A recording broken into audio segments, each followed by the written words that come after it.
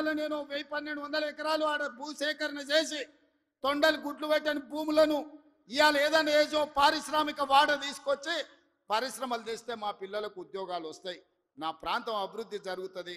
నేను ముఖ్యమంత్రి అయినా కాబట్టి వాళ్ళకి కృతజ్ఞత తెలుపుకోవాలని నేను ప్రయత్నం చేస్తే కొంతమంది రౌడీ మూకల్ని తయారు చేసి పైసలు ఇచ్చి కలెక్టర్ని, ఆర్డీఓని, అధికారులందరినీ ఇష్టం వచ్చినట్టు కొట్టారు. ఇగో ఇవి తొండల గుడ్ల సార్, ఇవి కనిపిస్తలేవా? తొండల గుడ్ల ఏ గుడ్లో కనిపిస్తుంది?